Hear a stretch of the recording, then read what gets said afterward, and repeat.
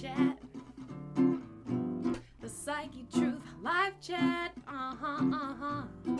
Every Wednesday at 2 p.m.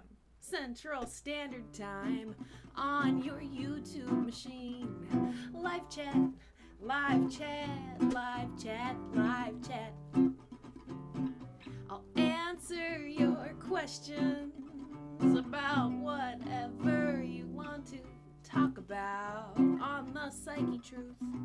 Live chat, live chat, live chat, live chat. The Psychetruth. Live chat, live chat, live chat, live chat. Live chat, live chat, live chat, live chat. The Psychetruth. Live chat.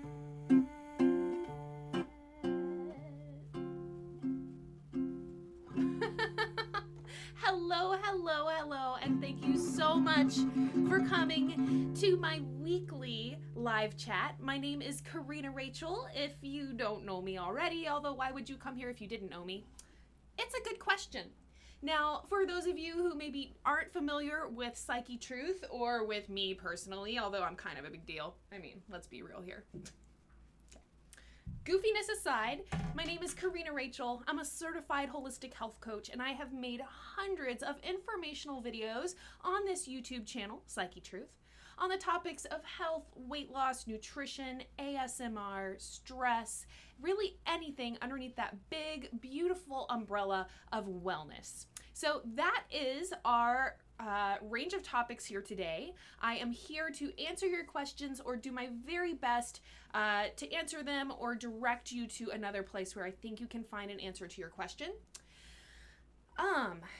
Let's see. We got some people in here already. We already have some questions that have been left. I want to thank Isa Dev for being my moderator today. Thank you so much for your help in taking care of these crazy freaking spammers who like to spam my live chat.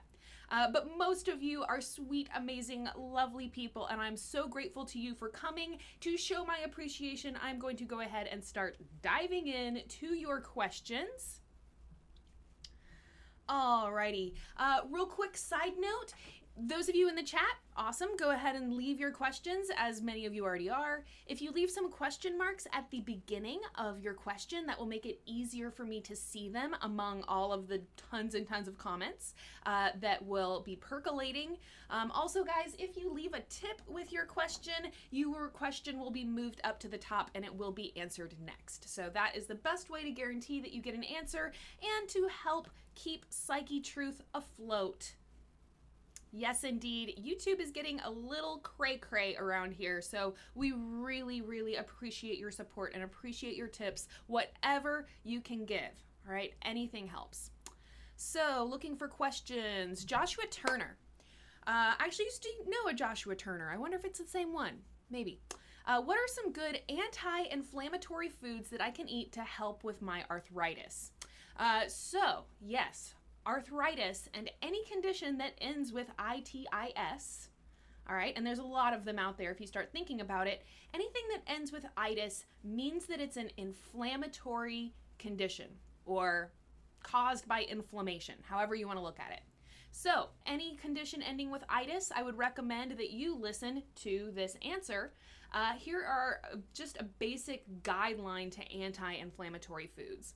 I think the first thing to just really lay out there is to know what are your pro-inflammatory foods. What are the things that you need to avoid, the things you're probably eating now that are making your arthritis worse, unfortunately. So what do you think I'm going to say? Y'all can start placing bets. Sugar, processed foods, alcohol, caffeine.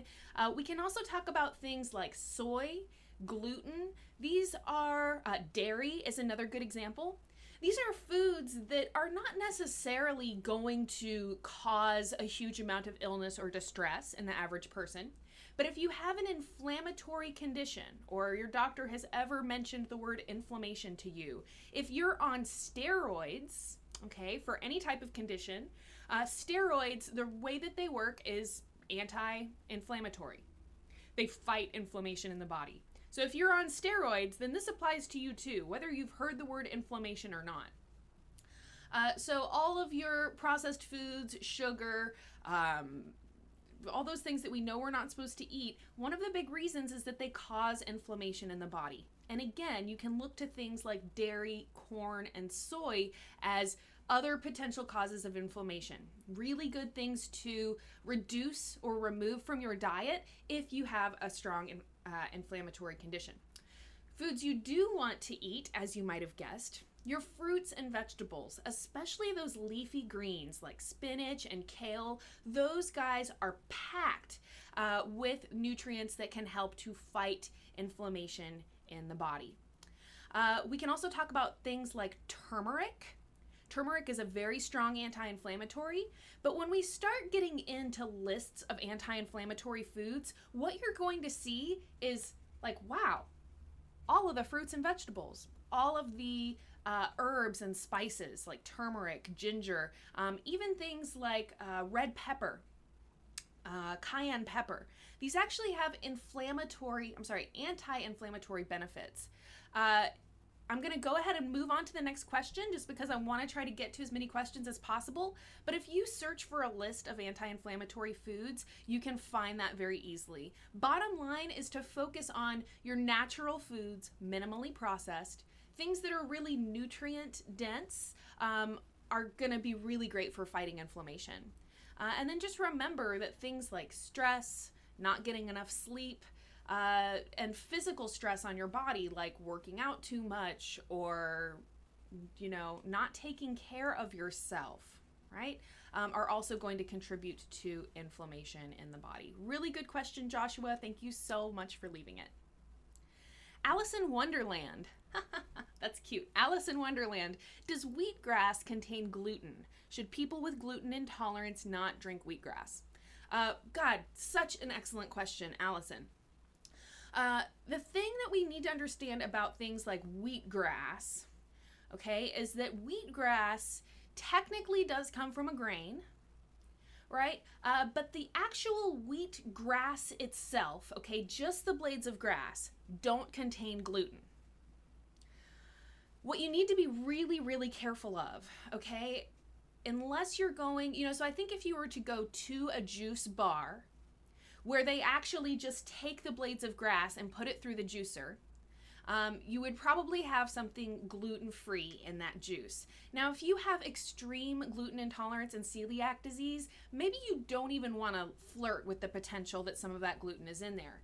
And what you need to know about any kind of wheatgrass supplement or powder or wheatgrass product is that it is very common for those products to be contaminated with gluten. And it's because the gluten is in the seed. So it's very, very important that you focus on the manufacturing of the wheatgrass product, the quality of that product, because if it is in any way contaminated by the presence of the seeds in the wheatgrass, so for instance, they let it grow to the point that it starts to seed, then there is a potential for that wheatgrass to contain gluten. So bottom line, I would say, is that if you are very, very gluten intolerant, gluten allergic, just probably going to be safer to stay away from wheatgrass altogether. Understand that while wheatgrass is a very, very very nutrient dense food, you can still get a lot of wonderful nutrients from other leafy greens. So things like spinach, kale, Swiss chard. There's so many other green vegetables out there, and then you don't even have to flirt with the danger of gluten contamination. So with all of that said, it is worth noting that the wheat grass itself, the actual, blades of grass, do not contain gluten. So if you're very, very careful about how you produce it or how you juice the wheatgrass yourself, then this probably is something that you can still incorporate in your diet. But as a general rule of thumb, it's probably going to be safer to avoid. Really good question, Allison. That's something that actually has not ever come up in the chat. So thank you so much for asking that question. I still forget to bring my bell. I wanted to bring a bell. Maybe I'll just play the live chat cord every time somebody leaves a tip. All right, so here we go. From Dante Slice. Have you guys ever thought about doing any healthy cooking videos for Psychetruth? I have some good recipes that have helped me to lose weight. Dante, thank you so very much for your kind and generous tip here in the live chat. I'm so very grateful for that. And so here is the basic underlying reasons as to why you haven't seen a whole lot of healthy recipe videos on this channel. Now I have done a couple over the years. If you actually put in recipe on the channel, you will find that I've done, I don't know, a handful of different videos. I did an entire series of like healthy snacking recipes. I've done a couple healthy breakfast things, and I actually have a healthy breakfast one in the editor now that will be coming soon. But one of the main considerations is just that it takes a lot longer to produce those videos, and they just really don't do as well on YouTube. One of the things about YouTube is that it really kind of, in recent years, has come to favor single topic channels and single presenter channels. And so you can think about some of your favorite YouTubers out there, and you know, what you'll start realizing is that a lot of the really big popular channels, they're single topic channels, single presenter channels. So a couple of years ago on Psychetruth, we were doing fine as a multi-topic, multi-presenter channel. That was how we were founded, and that's the only way that we've been able to produce the volume of videos that we want to produce, is having multiple channels, having multiple presenters and multiple topics. But unfortunately, we are a business, you know, and we are making informational nutrition and health videos on YouTube. Okay, we are not rolling in the dough here. So we've had to kind of take that into consideration among the content that we post. And unfortunately, healthy recipe videos are just not something that basically would be viable. Basically would have been able to pay for themselves to produce. Now, with all of that said, I am filled with like healthy recipes, and it's awesome. Dante, you also have some healthy recipes. So we have a lot of really cool stuff in the works right now at Psychetruth. We have a lot of stuff going up on Amazon. We have a lot of 30-day programs going out. And then in my personal health coaching that I offer, one of the things that I offer is like meal planning, recipe ideas. I'm actually kind of working on putting together a little like recipe ebook thing, because I think those are just so handy. I can't tell you how many times I've used one of those. So I am working on something like that to answer this question, Dante, which is like, hey, you want us to eat healthy? Can you give us a clue here? Can you throw us a freaking bone? So anyways, I want to apologize that we've not had more healthy recipe stuff on the channel, but hopefully my little explanation can help you understand why. And please, like I said, you know, following us on Facebook, watching us on Amazon, this is going to be really good ways to kind of stay up to date on all the new stuff we're offering. And this is definitely something that I've wanted to be able to offer for a really long time. So now is the time, better time than any. Dante, thank you so much for your tip. Thank you so much for your question. If you want to share any of your little healthy recipe ideas in the chat section here, I'm sure that people would love to see that. I know I always love hearing new healthy recipes. So you can also share stuff like that in the comments of my videos. I've definitely seen some people share really helpful things like recipes and stuff like that in the comment section. So I think YouTube is cool in the aspect that it does give us a cool community to just share information with each other.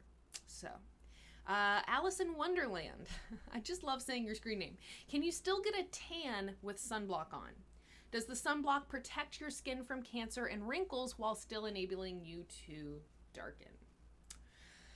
Okay, really good question. And with summer approaching, and here in Texas, it's already here. Summer's here. It is hot outside right now. This is a good question. So let's see. There's a couple things I want to mention. First and foremost, The most important thing about sun exposure, in my opinion, is that it facilitates our body's ability to produce vitamin D, which is a fancy schmancy convoluted way of saying that when we get exposure from the sun interacts with our skin and sets in forth a chemical reaction that actually causes our body to produce its own vitamin D. And vitamin D is so important. There are just, if you were to look up health benefits of vitamin D or problems with vitamin D deficiency, you could kind of get an idea of how many different, both physical and mental health kind of processes are dependent on vitamin D. So to me, the biggest problem with sunblock is that it prevents your body from producing vitamin D. Your skin, like I said, it's the chemical reaction between your skin and probably chemicals under your skin, right, with the radiation from the sun, the sunlight, coming through to help you create vitamin D. And when you wear sunblock, your body cannot do that. Now, it is really important to note that sunburns are very, very bad for us. Okay, so I'm not telling you to not wear sunscreen, and I'm not telling you to go out and get sunburned. Because in the same way that a vitamin D deficiency is harmful, too much sun is also harmful. So kind of my personal thing I try to do, for lack of a better word, is that every day I do try to get a decent amount of time in the sun without any sunblock on my skin, allowing my skin to have that engagement, if you want to call it that, with those photons from the sun, little light energy packets, so that I can create vitamin D. And then I just am very, very careful to not stay in the sun so long that I start to burn. And so when your skin starts to get pink, and I mean, I think that we all know what it feels like when your skin starts to burn. You don't want to get to that point. And when you start feeling that, you need to go back inside or you need to cover yourself up. So I've heard recommendations like 10 to 15 minutes of sun exposure on as much of your skin as you can show to the sun without being indecent. And then if you're going to be out in the sun for long periods of time, things like that, then yes, you do need to wear sunscreen. As far as whether or not you can still get a tan with sunscreen on, I think that's kind of maybe going to vary sunscreen to sunscreen and what SPF you're using. So if you're using an extremely high SPF, then I'm pretty sure that they go out of their way to make sure that you will not get any of that pigmentation from the sun while you have that sunscreen on. It's worth noting that we sweat sunscreen off, we can swim sunscreen off. So if you have really pale skin, guys, you need to be careful with it. And I'm not telling you to go out and get sunburned. That's the opposite of the recommendation. But I do want you to understand that getting 5 to 10 minutes of sun exposure per day without sunscreen is really important for you so that your body can make vitamin D. You can supplement vitamin D, but the best way to do it is for your body to produce it itself because it knows exactly the right amount to make. Because your body is genius. Yes, indeed. It's like a superhero. So Allison, thank you so much for that question. Protect your skin from the sun is very, very important. But, people that just wear sunscreen all the time without fail, I think that they are putting themselves at risk for a very severe vitamin D deficiency. Is very, very dangerous. Okay, George Knott Smith, thank you so much for reminding people to like, favorite, and subscribe. Y'all are so sweet. Get the word out. I appreciate that, George Knott Smith. Thank you so much. You are such a shining light, a beacon for Psychetruth. Here's our next question. Bon Gerholm. What do you think of isotretinoin? Isotretinoin for acne. So I actually had this question last week. Somebody was asking about isotretinoin. God, these words are hard to say. Man. God. Yeah. But once I say it 10 or 15 times, I start to sound like a natural. Ethyl diamine tetracetic acid kind of a thing. All right, isotretinoin. Okay, so I actually looked this up because this was something I was not familiar with. Isotretinoin is a vitamin A derivative. The liver naturally makes small quantities of isotretinoin from vitamin A, but the drug we prescribe is made synthetically. It was developed in the 1950s, but only started being used in the mid-1970s. So a couple different things that I want to say. I don't have any idea whether it works or not. I don't have any personal experience with it. My gut feeling is that we should always opt for the more natural sources of nutrition as opposed to synthetic ones. So when people ask me about multivitamins, it's the same answer, which is that synthetically created vitamins, okay, so this means that they were made in a lab as opposed to being derived from food, or as opposed to, like we were just talking about with vitamin D, something where your body actually creates this vitamin itself. So here, right in the little Wikipedia thing, the liver naturally produces small quantities of isotretinoin from vitamin A. So, let's see, so what do I want to say here? Okay, so it's going to be better for you to make more of this isotretinoin, all right, by taking in more vitamin A in your diet. And then your liver is going to produce this stuff on its own. So if you are experiencing acne, maybe your doctor has talked to you about this drug, I would encourage you to exhaust your options for a natural solution first. There are a lot of things that can potentially cause acne. And depending on your age, your hormones, your diet, your physical activity level, your stress level, your hormones, which have a lot to do with age, but also have a lot to do with other things. All right, there are so many different potential causes of acne. So first and foremost, I encourage you to consider your diet and consider the foods that you're eating. Consider whether or not there's a potential that you don't have enough vitamin A in your diet to supply your liver with the basically building blocks that it needs to produce this chemical on its own. So isotretinoin, whatever it's called. I don't know specifically in terms of dangers, in terms of side effects. That is something that you can look up just as easily as I can. I just put it in on Google, and here I am looking at the WebMD, drugs.com, Wikipedia article on it. Please, please, please do your research.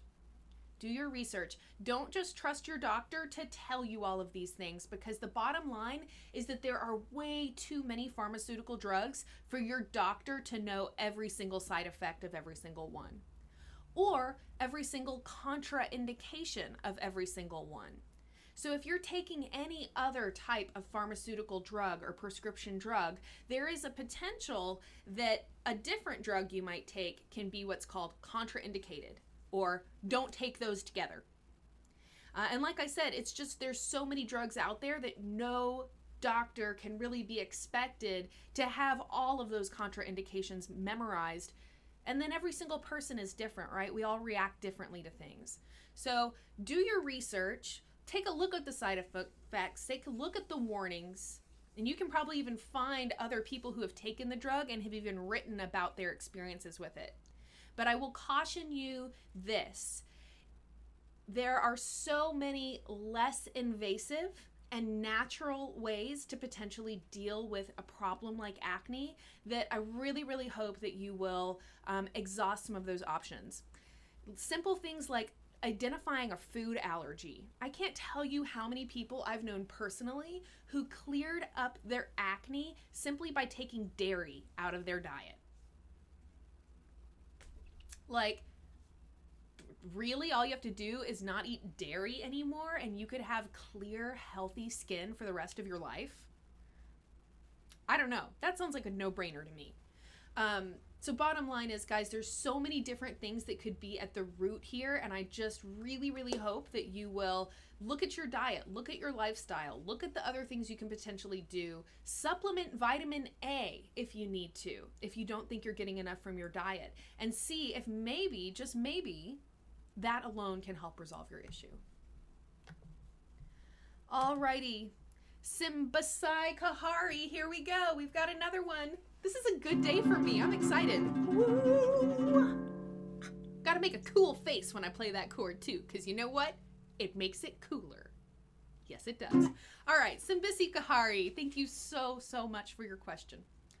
Are personal massagers good for recovery? Such as the Pure Wave CM5 cordless percussion massager. Copy. Especially for injury areas. So let's just put this in and see what happens. Okay, so this is one of those, like kind of handheld massaging devices. Let's see. I think the first thing, Psychetruth, that I would want to, unfortunately, most times that people ask me a question, the first thing that comes up is more questions that I would want to ask. It's why I became a health coach. I took off the part about the health coach part. But anyways, that's why I do my health coaching, so that I can actually have a conversation back and forth to help someone get to the problem. So this is kind of a maybe like general answer, because I have no idea what your injury is. There is definitely a benefit to manual massage, to actually, going into an area of inflammation in the body, of damage, scar tissue. If you've had some kind of significant injury or surgery or something like that, then actual physical massage of that area can be really beneficial. Partly because any type of touch movement on that area is going to increase the circulation to that area. We have our blood circulation and lymphatic circulation. So blood, obviously, we have our heart that pumps blood throughout the body, constantly rejuvenating and renewing and then carrying toxic wastes out of the body or to the kidney so that the blood can be cleaned. The lymphatic system, which is the layer of fluid just underneath the surface of your skin, it is also a very important transport mechanism for the body, carrying the good things to your tissues and the bad things away. The difference is your lymphatic system doesn't have a pump.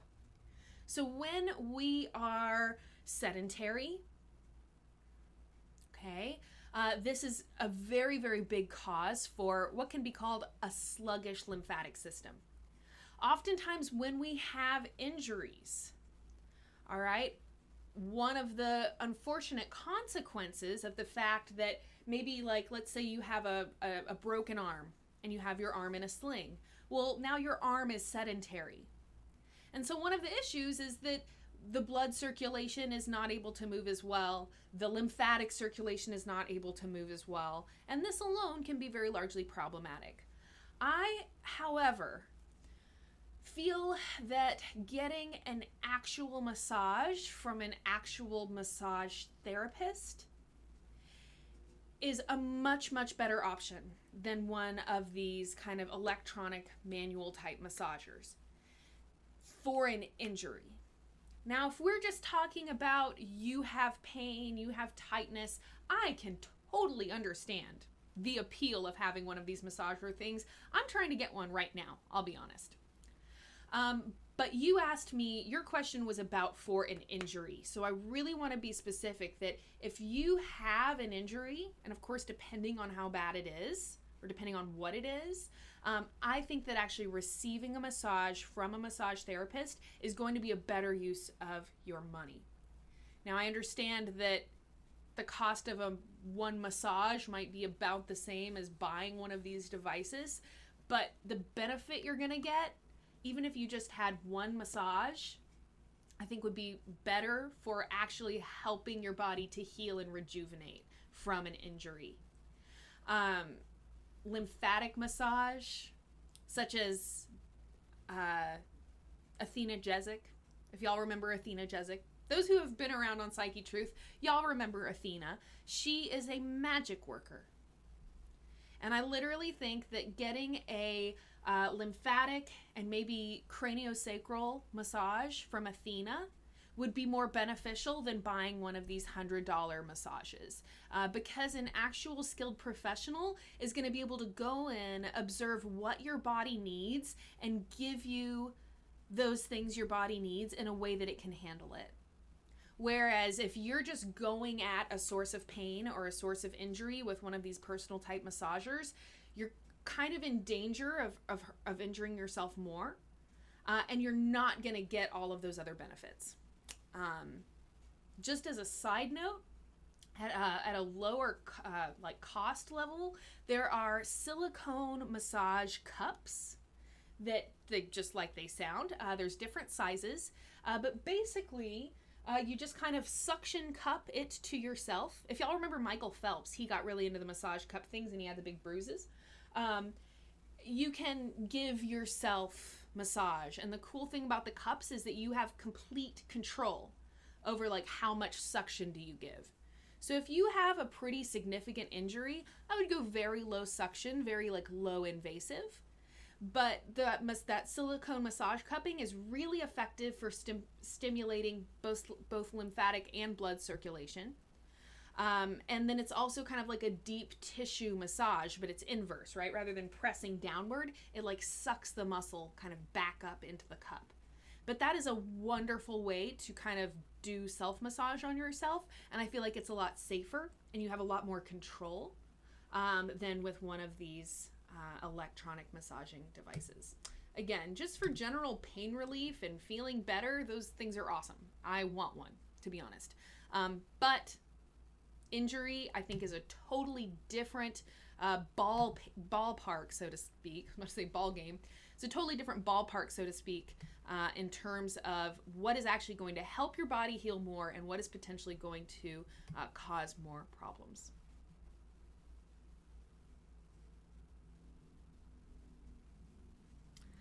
Hey, it's Sums. I'm just seeing, hey, I need your help ASAP, but I'm not seeing a question. Moving down here. Madeline Guerra, I really admire you, and since I followed your thoughts, I've lost 10 kilograms. Thank you so much, Corrina. All the best. All I gotta say, Madeline, is that you did that. You lost that weight. You made the changes that you needed to make. You kept with it, and I give you a round of applause. That is fantastic. I am so honored that I was able to help you, but you got to remember that, Madeline, you did that, and that is your accomplishment, and you got to be really, really proud of yourself for that. So great job.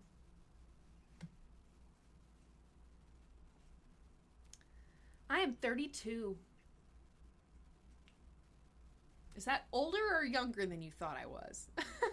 I see people asking me my age, and I'm like, why do people obsess over wanting to know how old we all are? All right, Angelique Coleman. Is it really bad to eat white rice? So really good question. I'm just going to pause for the cause of hydration really, really quickly.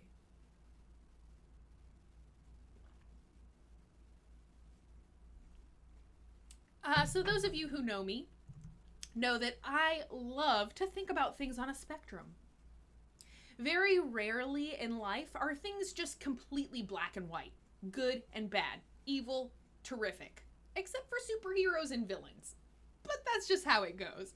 All right, but in the case of white rice, I think that it's going to be a lot more beneficial and a lot more practical in our everyday lives of having to eat like 3 or 4 times a day, to think about white rice on a spectrum.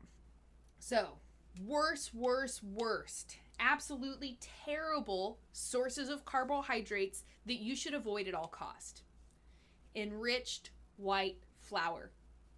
And if you start reading your ingredient labels on processed foods, okay, so anything with an ingredient list, all right?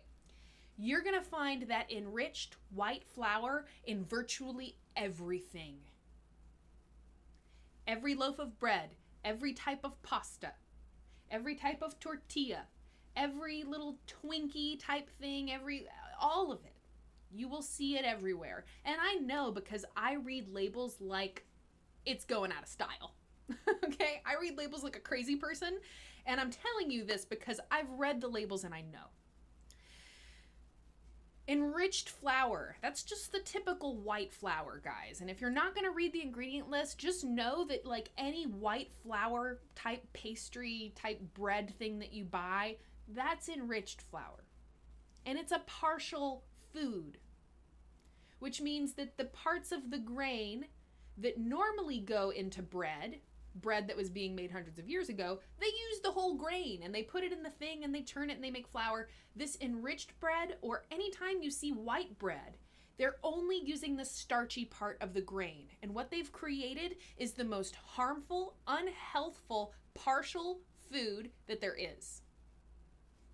At least in the world of grains. So that's your worst of the worst, all right, is your white flour.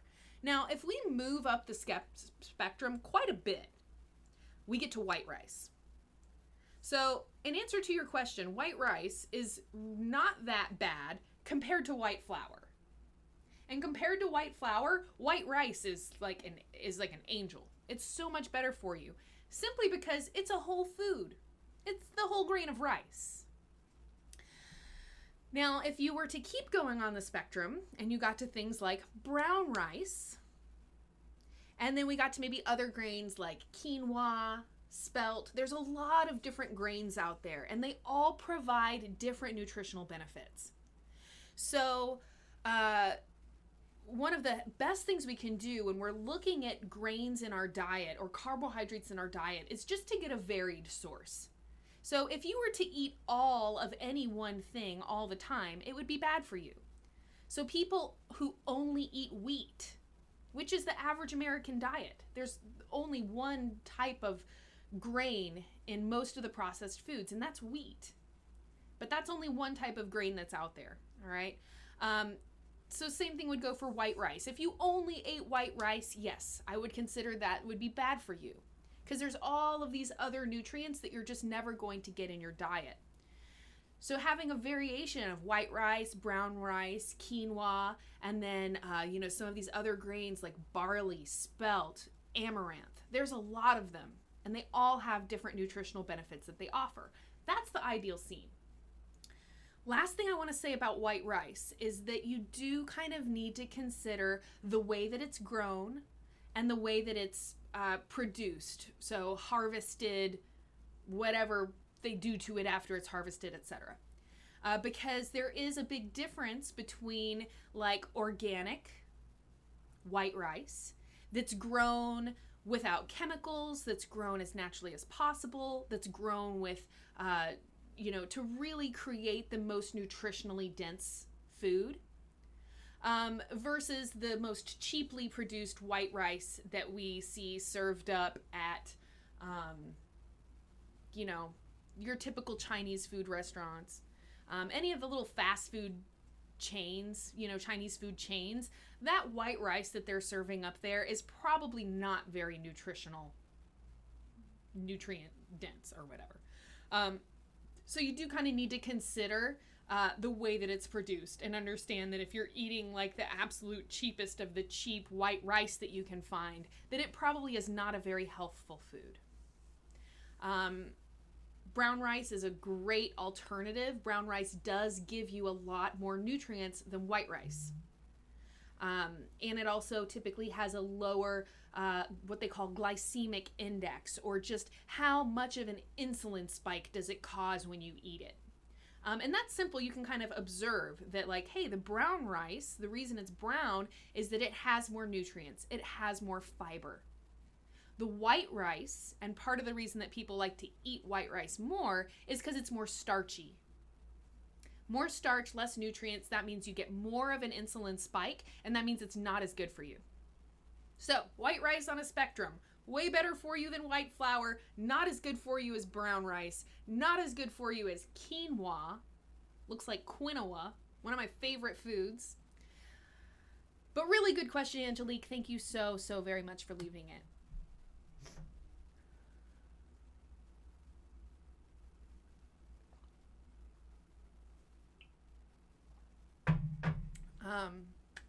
So real quick, while we are here at almost the halfway point, approximately the halfway point, I just want to do a very quick little plug, I guess you could say, for our Amazon.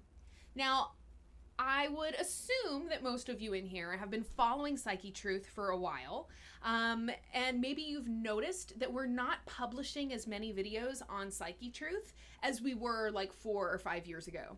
And that's mainly because the whole YouTube environment is just changing constantly. But we produce videos like freaking maniacs.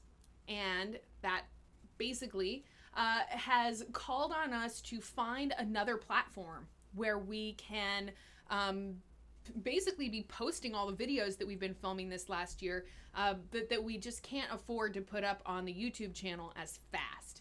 So on our Amazon video page, so if you just go to Amazon Video and search Psychetruth, you will see that we have dozens, maybe over 100 now, different listings on Amazon. Yoga videos, workout videos. We have some ASMR videos up there as well. And we are in the process of getting a lot more stuff put on Amazon. I think we're putting up between 10 and 20 videos a week on Amazon, because it's just a different platform than YouTube. On YouTube, we have subscribers. It doesn't benefit us to post every single day. And we actually found that it was hurting us. It was hurting the channel and hurting the video views. So that's why we went down to only posting 3 videos a week. But we're posting 10 to 20 videos a week on Amazon. Tons of workouts. And guys, if you have Amazon Prime, it's completely free to watch them without ads. What could be better than that? And most people already have Amazon Prime, which is one of the reasons that we went with Amazon, because we want our videos to be easy for people to watch. That's like our whole purpose and mission in life, is like make videos that can help people and give them to people. So we have tons and tons of videos up on Amazon. They are free with Prime. We're also working on some other exciting things coming up soon that we can announce. Kind of related to the fact that YouTube is going all cray-cray right now, is that we really appreciate your tips. One of the reasons that YouTube enabled Super Chat, or the ability for people to leave tips on people's live chats, is because YouTube knows that they are kind of screwing their content creators. And especially with this whole advertiser boycott thing that's been going on, it's getting even worse. Like, a bad situation is getting worse. And you're going to see a lot of your favorite YouTube creators jumping ship. Now, we are not jumping ship. We love it here. We want to stay here. But we are having to branch out a little bit, because YouTube alone is not going to let our business survive the way things are going. So we're on Amazon. We would greatly appreciate you checking us out there and leaving us a review. The reviews on Amazon are pretty much the only way that they're able to gauge how good a video is. They don't actually have a view counter or likes or anything like that. But if you can go check out one of our Amazon things, leave us a review, let us know what you think. In my opinion, these videos going up on Amazon are better quality in the content, better quality in the video itself. Everything's just super awesome and exciting, and I would love to hear y'all's feedback. Also, guys, we really appreciate your tips.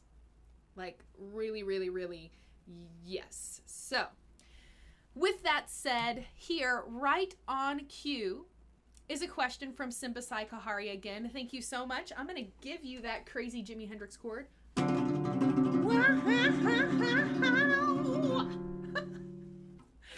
I didn't even have any coffee today. I don't know what is going on. I don't even know. But it's a little crazy in here.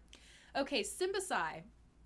her question. And it's right along the same lines of what I was just talking about. And then we'll get back into the nutrition stuff, I promise. I will be going for about another hour here, so lots more time for nutrition questions. Are you guys going to be switching to Twitch or Vimeo? I am on Amazon and I do have Prime. Are the Athenagesic videos there? Okay, cool. So this is like 8 questions, but I'm going to get through them really quickly.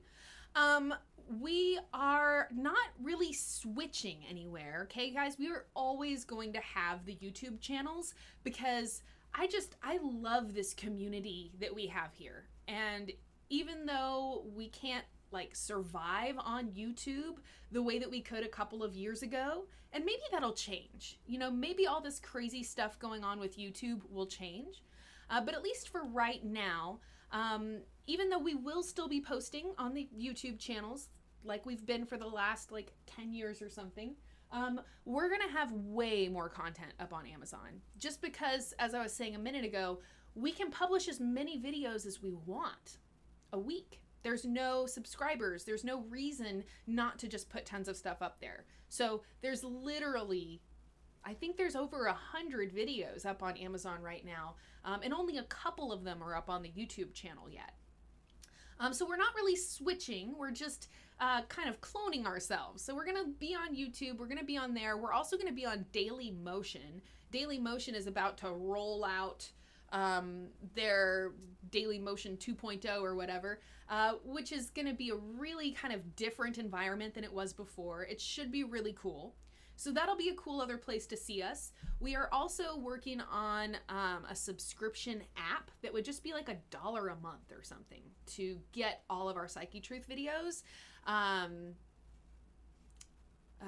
Vimeo, and basically Vimeo got bought by a company called VHX. We do have a lot of stuff up on VHX right now, and there's actually a good deal of Athenagesic stuff up on VHX.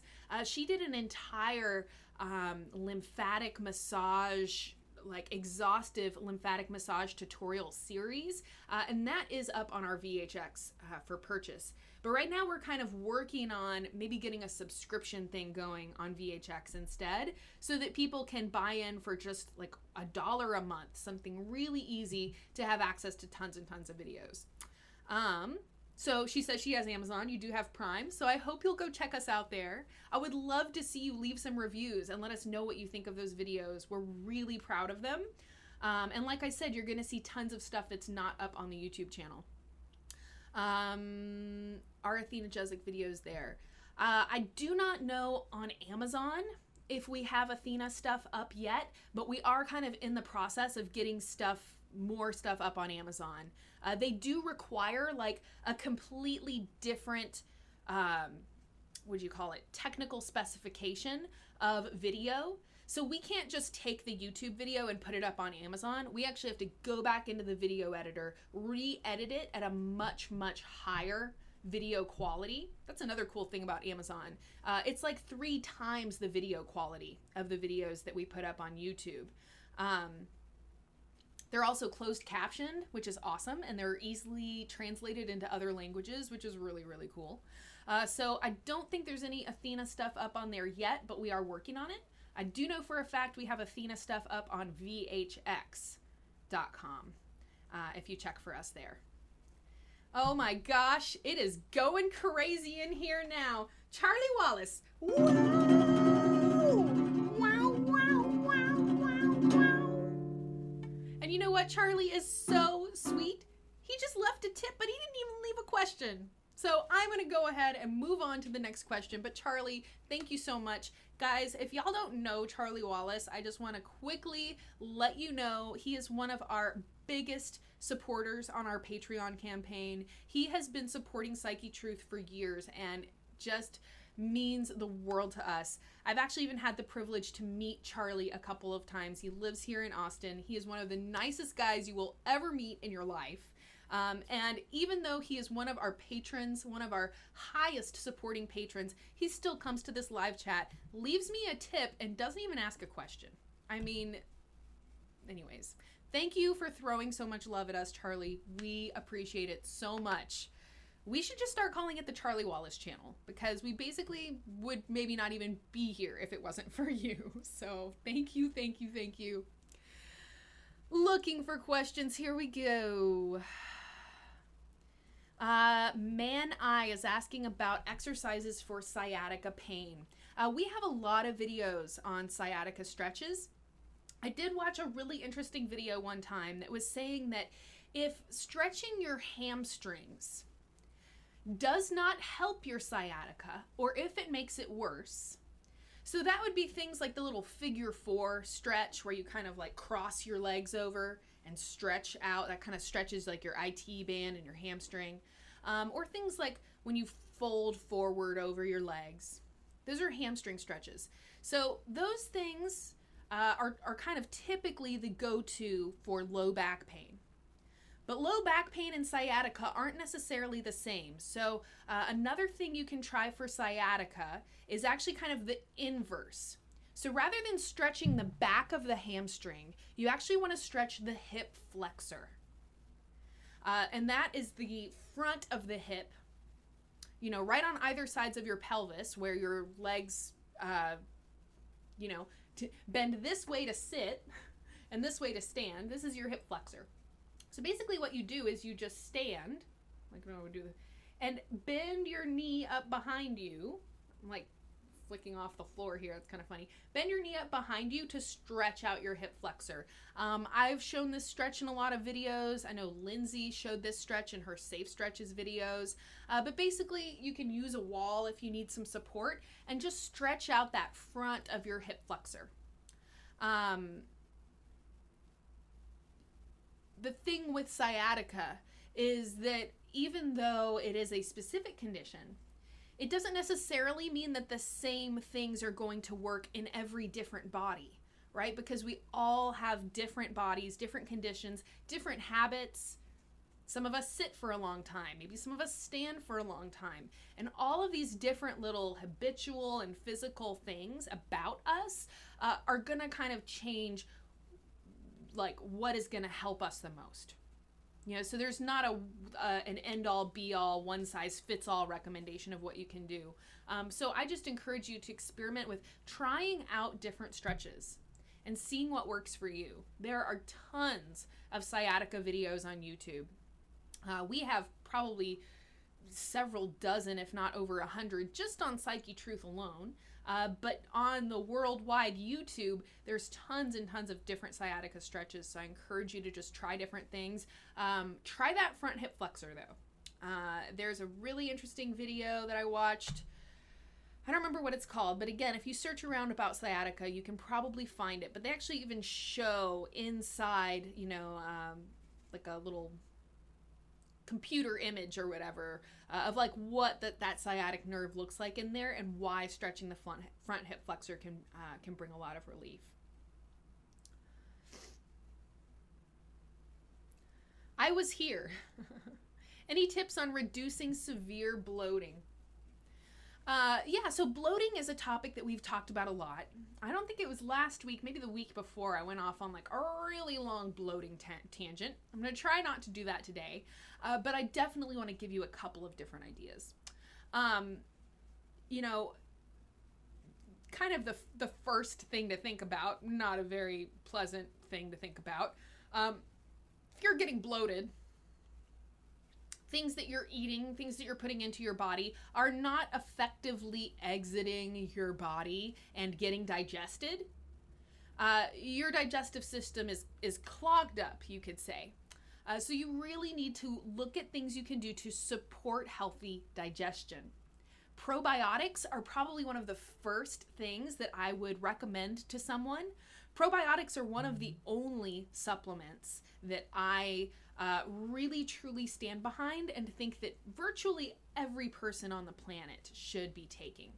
Probiotics is just basically the root words, good bacteria, feeding your life, feeding the life of the bacteria in your gut is basically what probiotics do.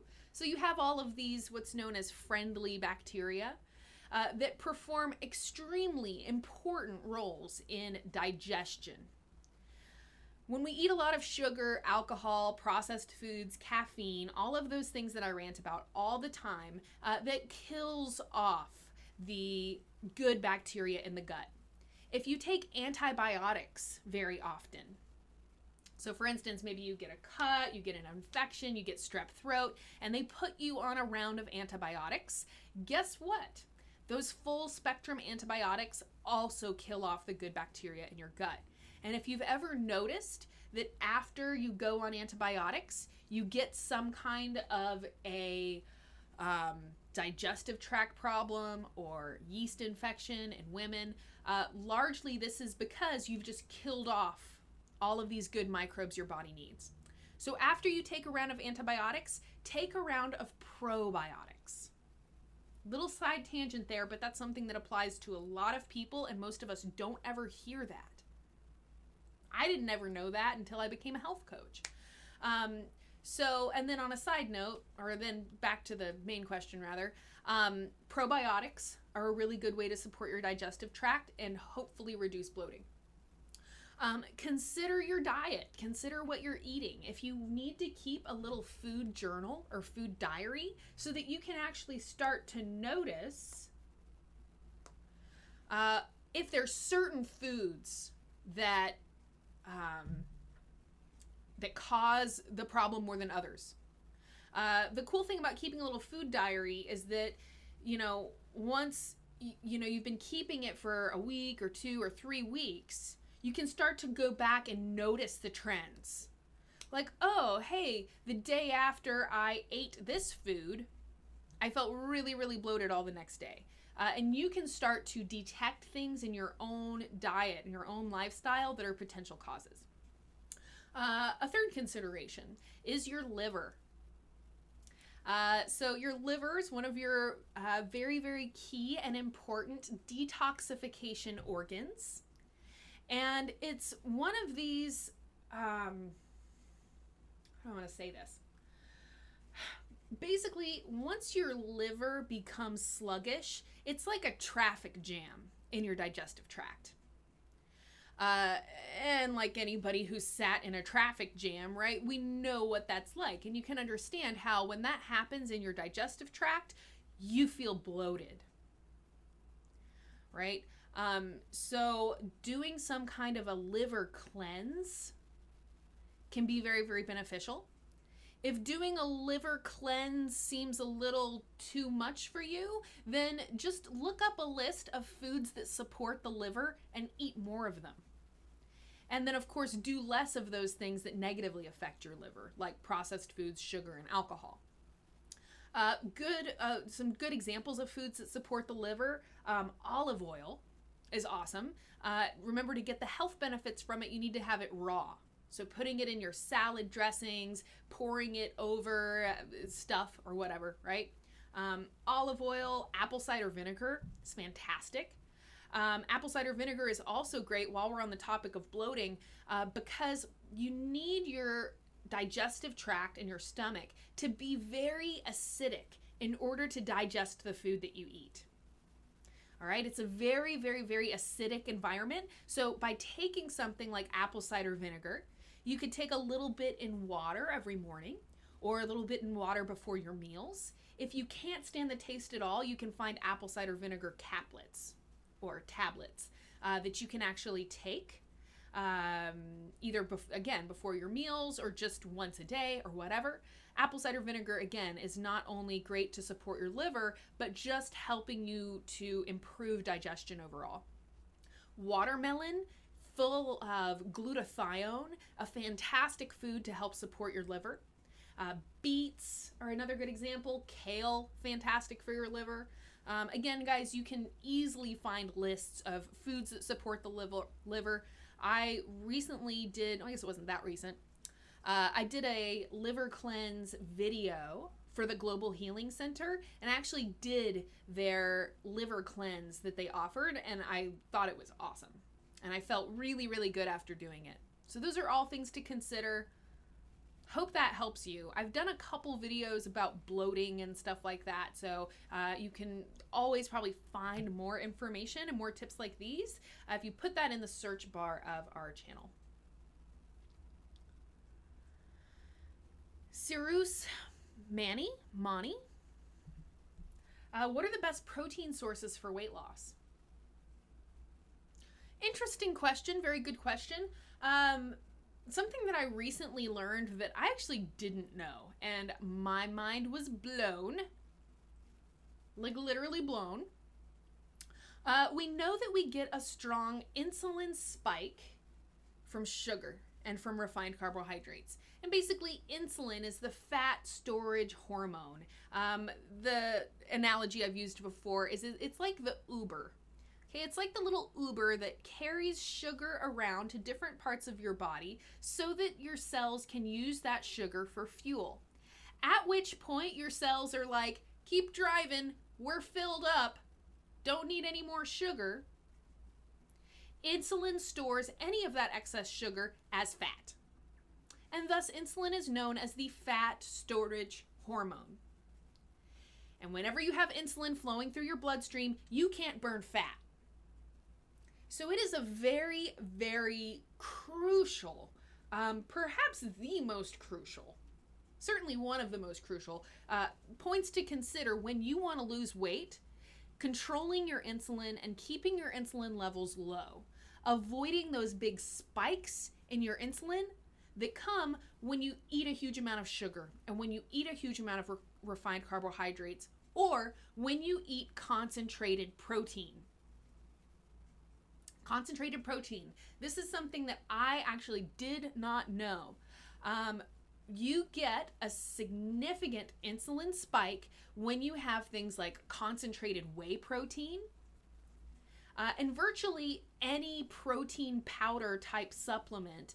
Anytime you see protein isolate in the ingredient list, you know that you're drinking concentrated protein. That's what isolate is, right? They've isolated out the protein in the food so that you can drink a beverage or drink a shake or whatever it is that has an excessively high amount of protein in it.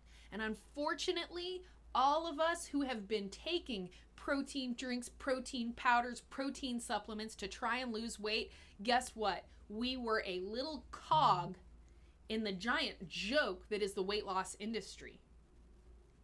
And you've actually hurt your waistline more by taking concentrated protein than if you just ate the natural foods. So here's the solution. Here's what you need. Because yes, protein is important. Yes. And protein is important for weight loss. All right?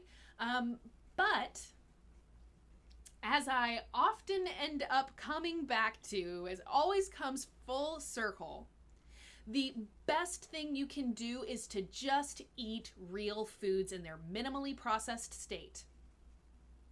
Stay away from the protein powders. Stay away from the things that have protein isolate in the ingredient list. And there are even some products and some things that I have shown on the channel or that I have even taken myself that unfortunately would probably kind of fall into this category. Now, there are some good protein powders out there. The one that I'm taking right now is called Live Well. But what I like about it is that it's all food-based protein. It's plant-based protein, and it's a wide variety of different protein sources. So what you want to stay away from are things like concentrated whey protein, something that's like a concentrate of all one type, one source of protein. And especially where, like when you see the word isolate on the label, they've taken the other nutritional components of the food out so that you just have the protein left. It's actually worse for your body. And it causes this insulin spike that we want to avoid anyways for weight loss. So the best protein sources for weight loss would be real foods. Anytime you're just eating real foods as a source of protein. So if you're a meat eater, that's fine. And actually the fats in the meat are part of what help your body to digest the protein. Not specifically the fats themselves, but the other vitamins, enzymes, and nutrients that are present in the food along with the fat that's there. So remember, the fat you eat is not the fat that makes you fat. All right? The insulin is what makes you fat. So If you're gonna eat meat, it's okay to eat the fat that's there. Stay away from those really, really lean cuts of meat because largely you're missing out on a lot of those nutritional components that help you digest the protein. You also need to make sure that you're eating high quality sources of meat if you're gonna eat meat, and that you prepare them in a healthy way. So stay away from the things that are grilled, barbecued, and deep fried. Those are not healthy sources of protein. One of my favorite healthy sources of protein, something that's super easy to just add in to whatever you're eating all throughout the day, are things like chia seeds, pepitas, which are pumpkin seeds. They're a little green though when you get them in their raw state. They're very cute, little pepitas. Chia seeds, pepitas, hemp seeds. Hemp seeds are a wonderful source of protein. It's kind of miraculous, honestly. And then the cool thing about that is it's really easy to sprinkle them on your salad, sprinkle them on your yogurt or something. Put a scoop of them in your smoothie. Those seeds and stuff are also really great sources of omega-3 fatty acids, which we also know are super important. So I love adding those things into my diet as just a great way to kind of supercharge all of those nutrients. Things like quinoa and brown rice. Now we're getting into foods that give you a variety of macronutrients. So we do get some complex carbohydrates when we eat things like brown rice and quinoa, but those are also excellent sources of protein. Last thing I want to say about this before I move on is that more often than not, people get too much protein. Protein deficiency is kind of an uncommon problem. It's very, very uncommon that people are not getting enough protein in their diet. Also remember that all of your vegetables contain protein. All of your legumes like beans, chickpeas, lentils are also great sources of protein. So the idea that we need to take hugely concentrated, huge amounts of protein all the time is kind of a lie in itself. And then when I found out that that concentrated protein causes a huge insulin spike, it was like, oh, it's like how they tell people to eat fat-free foods, knowing that that's going to make them overeat carbohydrates, knowing that that's going to make them more overweight. And they just perpetuate their consumer base. So, stay away from concentrated protein, eat real healthy sources of food, whole food sources of protein, and don't worry too much that you're not getting enough protein because it's not a very common problem in the first place. Okie dokie. Whoa, there is a huge surge of comments that just came in.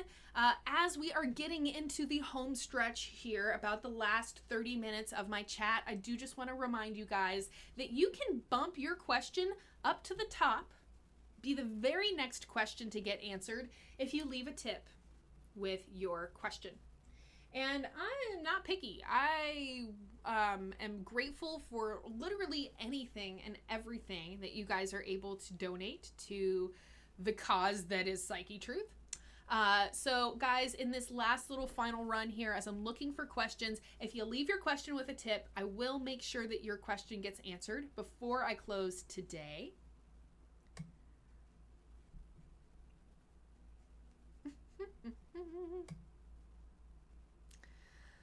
But right now I'm looking for question marks.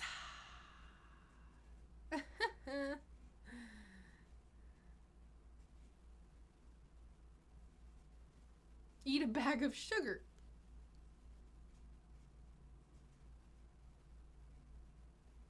Okay, I don't know what's going on here. Somebody's getting some...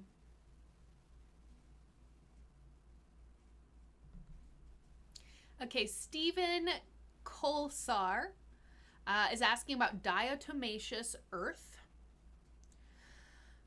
I have not taken diatomaceous earth myself. I have known several people who buy the big food grade bottle of diatomaceous earth to take on a regular basis. It essentially, for lack of a better term, is almost like a magnet for toxins in the body. So taking that diatomaceous earth is typically thought of as a detox measure or part of a detoxification protocol. This is really just not an area that I have a huge amount of personal experience in. But I do think that it's really, really important to make a couple of points about detoxing really, really clear. If you detox too quickly, too much, too soon, you will probably have very ill effects as a result, and you'll never want to do any kind of other detox again for the rest of your life. So go slow and be gentle with yourself. I don't know how many of you enjoy, walking outside into an icy, cold tub of ice water, or maybe you're out ice fishing and all of a sudden the ice breaks and you fall into this like sub-zero temperature water. I'm not into that though. I know there are some people out there who like that sort of thing, but as a general rule of thumb, we don't like to be shocked. We don't like it. The body doesn't like it. We personally don't like it. So if you're detoxing too fast or too soon, it's almost like you've just jumped into a pit of freezing cold ice water. It shocks your system. And even though you're doing something that's beneficial, which is helping your body to detox, if all of those toxins come up too quickly, you're gonna have a very unpleasant reaction. So sometimes people experience headaches, nausea, breakouts. These are some of the general side effects of detoxing too quickly. So there's a lot of different things that people take to help the body detoxify. Diatomaceous earth is just one of those. And so I just encourage you to be gentle. Go easy on yourself. Don't take more than is recommended of things like that. Sometimes we, as just human nature, have this feeling like, oh, something's good for me, I'm just going to take the whole bottle. So just understand that diatomaceous earth is not something that we take for its nutritional benefits, so to speak.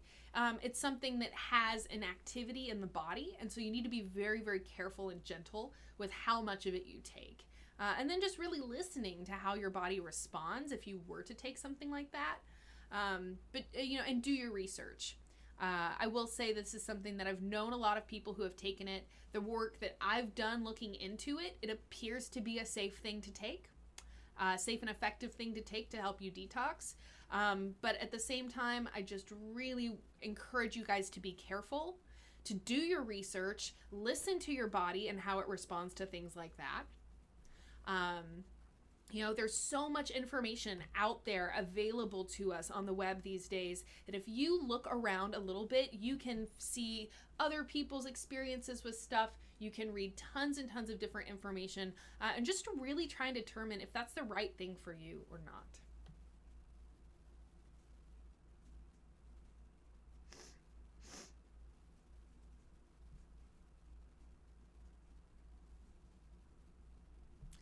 Alrighty, guys. I'm looking for questions. I'm not seeing question marks.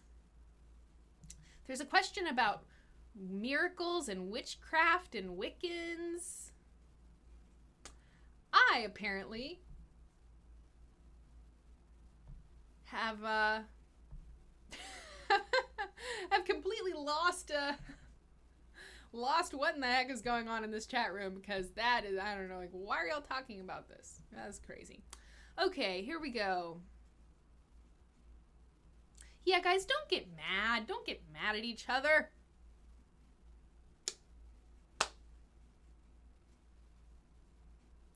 Brianna Sexton, yes, we will always be making ASMR videos. I've pretty much fallen in love with making ASMR videos.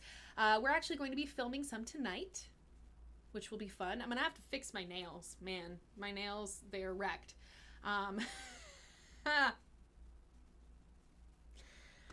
Side note.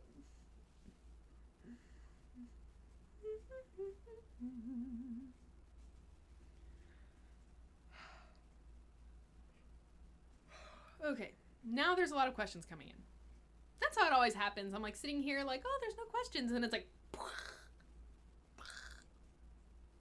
that's the sound of lots of questions coming in. All right, so what do we have here?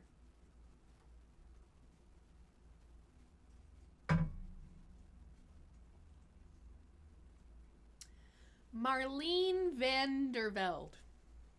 Marlene Vandervelde. What do you think about the paleo lifestyle? Did y'all hear the little gurgle? It's like whenever I drink water, I just like get this like little like, it's not a burp or anything, it's just a weird gurgly noise. Let's see here. So, paleo. Paleo is just one of several different diets or ways of eating. I like what she said, the paleo lifestyle, right? There's a lot of different, I don't want to call it a fad diet, but there are lots of fad diets out there. Now, I don't necessarily think that paleo is a fad diet, and I don't necessarily think that it's a bad thing. But I do have a lot to say about it anyways, as you guys might have expected. All right. Bottom line. Paleo lifestyle. Basically recognizing what I say all the time, which is that we should opt for things in their natural state, minimally processed, minimally adulterated by humans and chemists and science, right?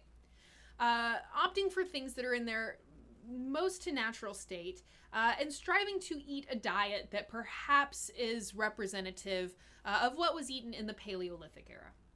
Maybe not to be taken quite so literally, but the idea is that, a paleo lifestyle is not going to include foods that would not have existed during that time period. But unfortunately, when you look at a lot of the paleo foods that are out there, especially when you go to the grocery store and they're like paleo this and paleo that, and this thing is paleo, and they'll have like beef jerky and it's paleo, and they'll have, this random snack thing and it's paleo. And I'll be like, I don't think they really had that in the Paleolithic era. Yeah, I wasn't there, guys. I wasn't born yesterday, but I was not born during the Paleolithic era. But there's a lot of things that I see that are paleo that I'm like, that totally breaks the laws of what you're saying is paleo.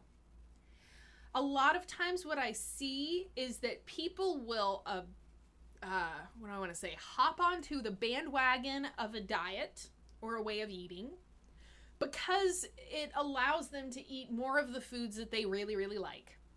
And in the case of paleo, the example is meat. Meat, all the time. And I've known some people who are paleo that don't eat vegetables. So, what do I want to say? Just because something is technically paleo or is called paleo or says paleo on the front of the label doesn't necessarily mean that it's healthy. Doesn't necessarily mean that it really even fits the guidelines of what a paleo lifestyle is supposed to be.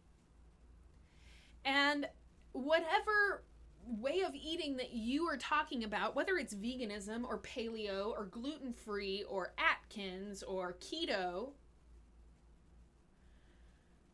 you have to still use the thing in there known as your brain, which is going to just help you look at different foods and just think for yourself.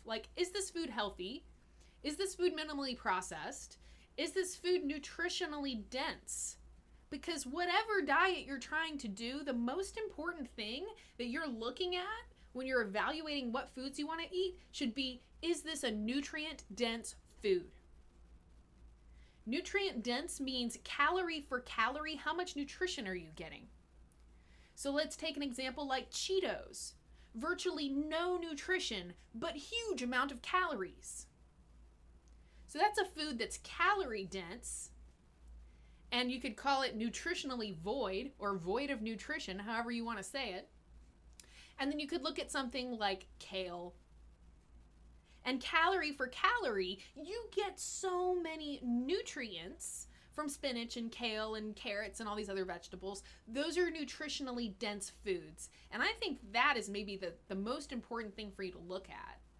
And then just be really wary. of the foods that maybe you see in the grocery store or whatever, or you see your favorite YouTubers eating, just ask yourself, like, is that really a healthy, nutritionally dense food? Because that's the bottom line. Whether or not something fits in with whatever crazy fad diet that you've decided to adopt is not nearly as important as just evaluating that food for what it is. The same thing can be said about gluten-free. When I'm in the grocery store, I see all kinds of things now that are gluten-free. Gluten-free cookies and gluten-free graham crackers and gluten-free bread and gluten-free pasta. Just because it's gluten-free doesn't mean it's healthy. Same thing with organic. Just because something says it's organic doesn't necessarily mean that it's a healthy food. So I just really encourage you guys to, think for yourself. And whatever lifestyle or way of eating that you're going about, do it smart. And don't just trust the front of the labels of the different foods that fit in that lifestyle or whatever. Last thing I want to say about paleo is that paleo people who don't eat a lot of vegetables aren't doing it right. Think about the actual Paleolithic era. Think about when there was actually you eat the food that you kill. Do you think that they just were eating meat all the time? It's not very likely. You know what I mean? So the presence of natural foods, vegetables, fruits, nuts, that's probably the main things that people in the Paleolithic era were living on. So people that start eating meat as 70% of their dietary intake and they're so-called paleo, I don't think that is healthy, and I don't think that is actually paleo in the first place.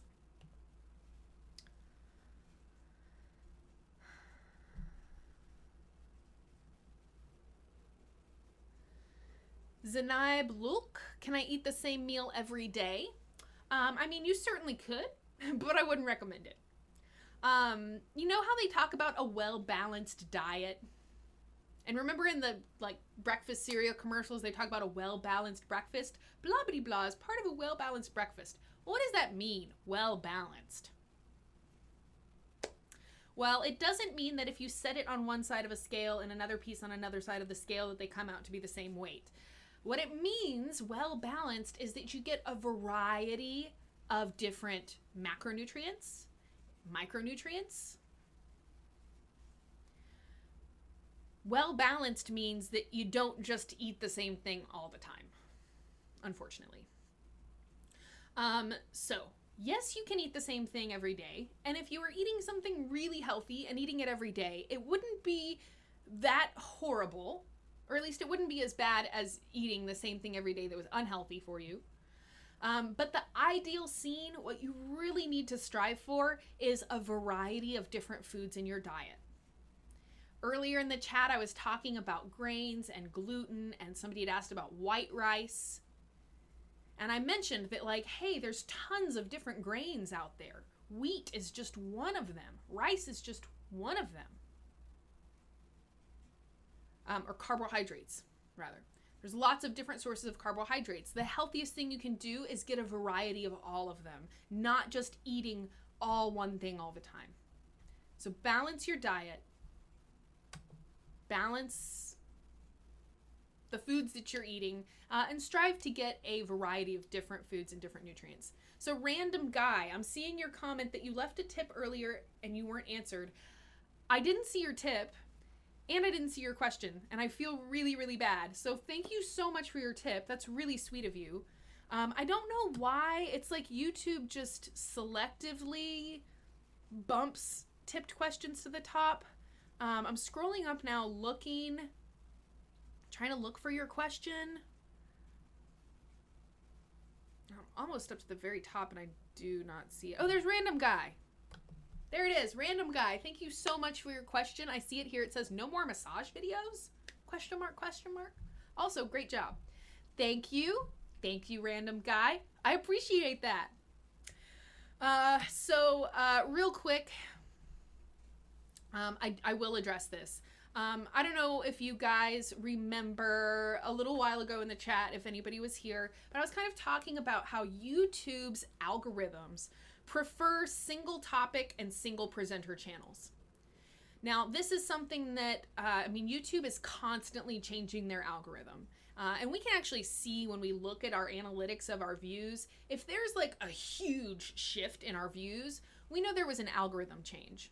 Because there's nothing organic that would make us like get thousands of views difference in one day. There's nothing organic that could happen that would do that. So we know YouTube is always changing their algorithm. A couple of years ago, we were surviving just fine as a multiple topic, multiple presenter network, or channel, so to speak. That's really how we've been able to produce so much content, right? Because if we just had one teacher and one topic, we wouldn't have been able to make as many videos as we did. But now, things are getting really crazy in the world of YouTube. And if you are paying attention, other people out there who are YouTubers, you're probably already aware of this. Folks in general maybe don't realize how crazy things are right now. But we're talking hundreds of channels that are completely demonetized and have lost all of their income completely, and they're not going to be able to exist anymore on YouTube. Now, we're not at that point yet. We can still exist on YouTube. We can still survive on YouTube, but not the same way that we have previously. And one of the things that means is that we're trying to move towards being more of a single topic network. We'll still have multiple presenters, but we are moving towards being primarily yoga and fitness topics on this channel here. But we have filmed and produced probably about 100 massage videos in the last year. And those videos are going to be posted in a variety of places. So basically, I'm just going to list off the different ways that you can still enjoy our Psychetruth massage videos, which we still make a lot, but they will not be published on the YouTube channel anymore. I may publish one from time to time, but things are just getting so crazy in YouTube that, we're having to change with the times. And one of those changes that we're making to try and survive here is working towards being just more single topic. We post tons of massage videos on our Patreon page. Patreon is kind of like Kickstarter, except rather than trying to raise a large sum of money at one time, you just can donate a small amount of money each month. So people at the, I think it's $10 a month and up level, get access to psychetruthpatrons.com, which is a website filled with exclusive videos. There's exclusive massage, there's exclusive glamour photo shoots that we have done with me and other presenters on the channel. We also do a weekly update on our Patreon, bloopers and stuff like that. Lots of bloopers on the Patreon page as well. And of course, massage videos. And that will be a place where we're posting more and more massage videos as well. We do have some massage videos already up on Amazon. So far, it's appeared that yoga and fitness do better on Amazon than massage. So we're kind of prioritizing that right now. But we do have, like I said, a huge queue of maybe 100 massage videos that will be getting posted to Amazon in the coming weeks. So that's exciting. So Patreon, Amazon. We also are working on actually making a monthly subscription app for Psychetruth, and I think we're going to do one just all about massage, because we know that there are people that that's their favorite type of video, that's what they want to watch. I know a lot of you guys watch those videos to help you sleep and relax, so we definitely want to still be sharing that with you guys. So if you keep following us on the YouTube channel, we will be making those announcements here about where you can see more massage videos. Also, guys, if you follow us on Facebook or join our newsletter, those are also really good places to find out exactly when we are rolling out the massage apps and all of that kind of stuff. All right, guys, I think I just hit that like brain dead point where my mind is just like, I'm gonna take a deep breath. I'm gonna take a sip of water.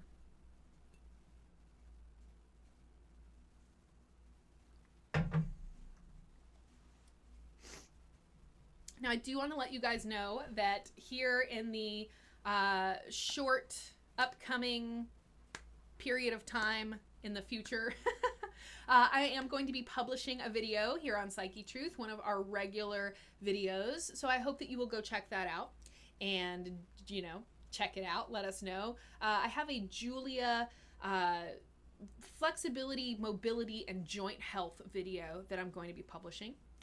So please, in about, 20 minutes or something like that, come back to the channel, check out that video, let me know what you think, and subscribe to Psychetruth. Check us out on Amazon. Pretty please, guys. If you have Amazon Prime, leave us a review on our Amazon videos. It helps us so greatly. You have no idea. So thank you guys so much for being here. I cannot thank you guys enough. I do hope that y'all will subscribe, come back again next week for more live chat. I typically run for 2 hours. I'm cutting it a little bit short today because I have a lot of stuff to do waiting for me on my desk. But thank you guys for being here, guys. Really awesome questions today. So thank you. And I will see y'all next week.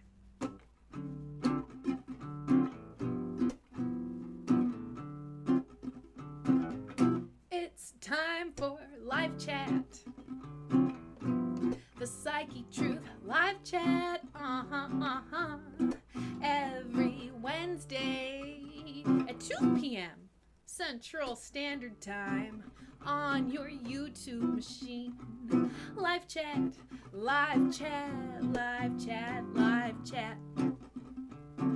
I'll answer your questions about whatever you want to talk about on the Psychetruth.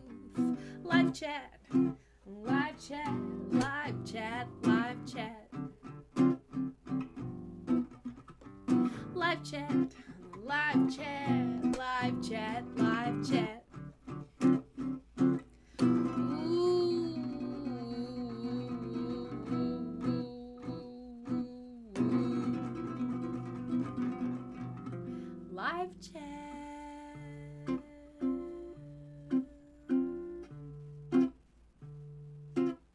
All right, guys, thank you so much for being here. I can't wait to see you all again next week. Thank you for the tips. Thank you for the love. Thank you for the amazing questions. Be healthy, be well, be the amazing self that I know you are. And thank you so much for being here. I will see you guys